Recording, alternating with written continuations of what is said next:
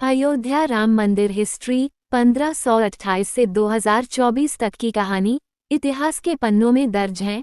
राम जन्मभूमि से जुड़े किस्से। अयोध्या नगरी कितनी पुरानी है, क्या आपको इसका अंदाजा है? भारतीय वेदों और शास्त्रों में भी अयोध्या का जिक्र मिलता है। अथर्ववेद में भी इस नगरी का साक्ष्य मिलता है। हमारी मान्यताओं में अयोध्या नगरी हमेशा से ही श्री राम की जन्मभूमि रही है। अयोध्या का धार्मिक इतिहास तो हमने रामायण में पढ़ा है, लेकिन इसके इतिहास का एक पन्ना विवादित भी है। हम बात कर रहे हैं बाबरी मस्जिद और इससे जुड़ी घटनाओं की। इस वक्त पूरा भारत श्रीराम की मूर्ति की प्राण प्रतिष्ठा को लेकर खुशियों में सराबोर है। ऐसे में क्यों न इतिहास के गलियारों में एक बार घूम लिया जाए।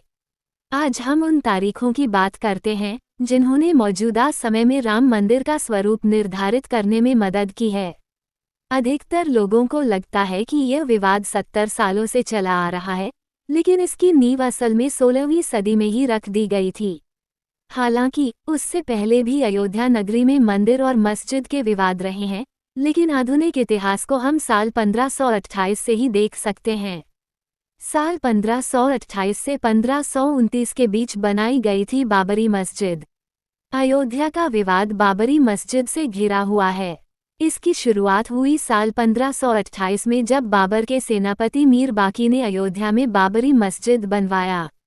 इस मस्जिद को मुगल काल की एक महत्वपूर्ण मस्जिद माना जाता था। वैसे बाबरी मस्जिद का मॉडर्न दस्तावेजों में भी जिक्र है, जैसे साल 1932 में छपी किताब अयोध्या ए हिस्ट्री में भी बताया गया है कि मीर बाकी को बाबर ने ही हुक्म दिया था कि अयोध्या में राम जन्मभूमि है और यहाँ के मंदिर को तोड़कर मस्जिद का निर्माण करवाना होगा। बाबर के सिपाही द्वारा बनाई गई इस मस्जिद का नाम बाबरी रख दिया गया। हालांकि इसे लेकर अभी भी विवाद है कि बाबरी मस्जिद को मंदिर तोड़कर ही बनाया गया था, लेकिन कई किताबें इसका जिक्र जरूर करती हैं कि मंदिर की सामग्री से ही मस्जिद का निर्माण शुरू किया गया था। उस वक्त क्या हुआ था, इसे लेकर कई दावे मिलते हैं। 300 साल बाद शुरू हुआ विवाद। मस्जिद के बनने के 300 साल बाद इसे लेकर विवाद की पहली झलक दिखाई दी। अब जो इतिहास शुरू होने वाला था वह लंबी लड़ाई के साथ साथ विध्वंस की कहानी कहने वाला था। 1853 से 1855 के बीच में अयोध्या के मंदिरों को लेकर विवाद शुरू होने लगे। इंडियन हिस्ट्री कलेक्टिव की रिपोर्ट बताती है कि उस वक्त सुन्नी मुसलमानों के एक गुट ने हनुमानगढ़ी मंदिर पर हमला कर दिया था। उनका दावा था कि यह मंदिर मस्जिद को तोड़कर बनाया गया है। हालांकि इसका कोई भी साक्ष्य नहीं मिला। सर्वपल्ली गोपाल की किताब anatomy of a confrontation Ayodhya and the rise of communal politics in India में भी इसका जिक्र है। किताब में ये भी कहा गया है कि उस वक्त हनुमानगढ़ी मंदिर बैरागियों के अधीन था और उन्होंने आसानी से मुसलमानों के गुट को हटा दिया था। तत्कालीन नवाब वाजिद अली शाह से इसके बारे में शिकायत भी की गई। अयोध्या तब नवाबों के अधीन थी और इस मामले को सुलझाने के लिए कमेटी बनाई गई। उस कमेटी की जांच रिपोर्ट में सामने आया कि वहां कोई भी मस्जिद था ही नहीं। उस वक्त नवाब वाजिद अली शाह ने हनुमानगढ़ी मंदिर पर एक और हमला रोका था। अंग्रेजी सरकार ने की सुलह की कोशिश। एक रिपोर्ट कहती है कि साल 1858 में निहंग सिखों के एक दल ने बाबरी मस्जिद के अंदर घुसकर हवन पूजन किया था। उस वक्त इस घटना के खिलाफ पहली बार एफआईआर की गई थी और लिखित में यह विवाद सामने आया था। उसमें लिखा गया था कि अयोध्या में मस्जिद की दीवारों पर राम का नाम लिख दिया गया है और उसके बगल में एक चबूतरा बना है। साल 1859 में अंग्रेजी सरकार ने इसके बीच एक दीवार खड़ी कर दी, जिससे हिंदू पक्ष और मुस्लिम पक्ष शांति से अलग अलग स्थान पर पूजा और इबादत कर सकें। यहीं से पहली बार राम चबूतरा शब्द प्रचलन में आया था। साल सन 1885 में पहली बार कोर्ट पहुंचे थे रामलला। सुप्रीम कोर्ट ऑब्जर्वर की रिपोर्ट बताती है कि यह पहली बार था जब राम मंदिर विवाद कोर्ट पहुंचा था। यहां महंत रघुवीर दास ने राम चबूतरे पर मंदिर बनवाने की याचिका दायर की थी। फैजाबाद डिस्ट्रिक्ट मजिस्ट्रेट ने ये याचिका खारिज कर दी थी। तब फैजाबाद कोर्ट में रघुवीर दास की याचिका गई थी। उस वक्त केस की सुनवाई कर रहे जज पंडित हरिकिशन ने इस याचिका को रद्द कर दिया था। उस वक्त पहली बार निर्मोही अखाड़ा सामने आया था और लोगों को उसके बारे में पता चला था। महंत रघुवीर दास उसी अखाड़े से थे। इसके बाद भी रघुवीर दास ने हार नहीं मानी और अंग्रेजी सरकार के जज से गुहार लगाई, लेकिन यहाँ भी याचिका को खारिज कर दिया गया। यह मामला यहीं दब गया और अगले 48 सालों तक मामला ठंडे बस्ते में रहा और छुटपुट शांतिपूर्ण विरोध होते रहे। साल 1930 का दौर, जब शुरू हुआ अयोध्या का नया अध्याय। सबसे पहले साल 1936 में मुसलमानों के दो समुदाय शिया और सुन्नी की लड़ाई हुई। दोनों ही बाबरी मस्जिद पर अपना हक जता रहे थे। इसकी बात दोनों समुदायों के वक्फ बोर्ड तक पहुंची और दोनों की लड़ाई 10 साल तक खींच गई। इस लड़ाई में जज द्वारा जो फैसला आया उसमें शिया समुदाय के दावों को खारिज कर दिया गया। साल 1947 के बाद से बदल गई अयोध्या की राजनीति। मॉडर्न समय में जब भी अयोध्या की बात होती है तो उसमें राजनीति शब्द जरूर सामने आता है। हालांकि इसकी शुरुआत बंटवारे के बाद ही हुई। पाकिस्तान का वजूद बना और अयोध्या में अब हिंदू महासभा का हस्तक्षेप सामने आया। कृष्णा झा और धीरेन्द्र के झा की किताब अयोध्या द डार्क नाइट सहित कई किताबें इस बारे में कहती हैं कि 1947 का अंत होते होते हिंदू महासभा द्वारा एक मीटिंग रखी गई थी जिसमें बाबरी मस्जिद पर कब्जे की बात कही गई थी। इसके बाद के चुनावों में पहली बार कांग्रेस पार्टी ने राम मंदिर को मुद्दा बनाया था। कांग्रेस के इस मुद्दे के बाद कोई और पार्टी कहीं टिक नहीं पाए और फैजाबाद में भी कांग्रेस जीत गई। साल 1949 में बाबरी मस्जिद में मिली रामलला की मूर्ति। अब तक हालात काफी खराब हो चुके थे। गाहे बगाहे खबरें आती रही कि हिंदू पक्ष ने बाबरी मस्जिद पर कब्जा कर लिया है, लेकिन तब तक ऐसा नहीं हुआ था। वहां के हालात को सुधारने के लिए कानूनी मदद ली गई, लेकिन साल 1949 की एक रात वहां राम मूर्ति मिलने का दावा किया गया। इस घटना के बाद हालात इतने गंभीर हो गए कि तत्कालीन प्रधानमंत्री जवाहरलाल नेहरू ने संज्ञान लिया। महज 6 दिनों के अंदर ही बाबरी मस्जिद पर ताला लगा दिया गया। उस वक्त हिंदू पक्ष ने दावा किया था कि रामलला की मूर्ति अपने आप वहां प्रकट हुई है, लेकिन इस दावे को खारिज कर दिया गया। साल 1950 में एक बार फिर से किया गया केस। 2 अलग अलग केस फैजाबाद कोर्ट में दाखिल किए गए और हिंदू पक्ष ने रामलला की पूजा की आज्ञा मांगी। हालांकि कोर्ट ने इजाजत तो दे दी, लेकिन अंदरूनी गेट को बंद ही रखा गया। साल 1959 में निर्मोही अखाड़े ने एक तीसरा लॉ सूट फाइल किया, जिसमें उन्होंने बाबरी मस्जिद की जमीन पर अधिकार मांगा।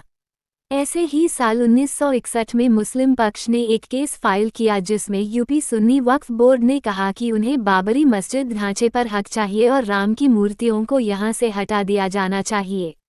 साल 1984 से एक बार फिर से गरमाया राम जन्मभूमि का विवाद। इस समय अयोध्या ने अपना सबसे बड़ा राजनीतिक दौर देखा। ये वक्त था जब राम मंदिर आंदोलन की शुरुआत हुई थी। इसी समय बीजेपी के वरिष्ठ नेता लाल कृष्ण आडवाणी को इस आंदोलन का नेतृत्व करने के लिए चुना गया था। साल 1986 में राजीव गांधी सरकार के आदेश पर बाबरी मस्जिद के अंदर का गेट खोला गया। दरअसल उस वक्त लॉयर यूसी पांडे ने फैजाबाद सेशन कोर्ट में याचिका दायर की थी कि फैजाबाद सिटी एडमिनिस्ट्रेशन ने इसका गेट बंद करने का फैसला सुनाया था, इसलिए इसे खोला जाना चाहिए। तब हिंदू पक्ष को यहां पूजा और दर्शन की अनुमति भी दे दी गई और बाबरी मस्जिद एक्शन कमेटी ने इसके खिलाफ प्रोटेस्ट भी किया। साल 1989 में रखी गई थी राम मंदिर की नींव। उस समय तत्कालीन प्रधानमंत्री राजीव गांधी ने विश्व हिंदू परिषद को विवादित जगह पर शिलान्यास करने की अनुमति दे दी थी। इसके बाद पहली बार रामलला का नाम इलाहाबाद हाई कोर्ट पहुंचा था, जिसमें निर्मोही अखाड़ा 1959 और सुन्नी वक्फ बोर्ड 1961 ने रामलला जन्मभूमि पर अपना दावा पेश किया।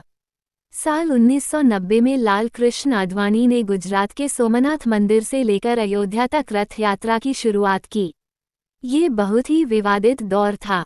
अयोध्या वासियों ने बताई उस वक्त की आंखों देखी। हमने दिल्ली यूनिवर्सिटी के पॉलिटिकल साइंस प्रोफेसर और अयोध्या के निवासी शिवपूजन पाठक से बात की। उन्होंने हमें बताया उस दौरान अयोध्या वासियों के ऊपर ही कारसेवकों के लिए व्यवस्था का कार्यभार था। चारों तरफ पुलिस तैनात रहती थी और रातों रात कार सेवकों को रहने के लिए जगह दी जाती थी। स्कूलों में भी उन्हें रुकवाया गया था। उस वक्त चारों तरफ सिर्फ परेशानी का माहौल रहता था और समझ नहीं आता था कि आने वाले पल में क्या हो जाएगा। साल 1992 में गिराई गई बाबरी मस्जिद। 6 दिसंबर 1992 का वो दिन जब बाबरी मस्जिद को गिराया गया था। भारत के इतिहास में ये दिन दर्ज है। कारसेवकों ने यहाँ एक अस्थायी मंदिर की स्थापना भी कर दी थी।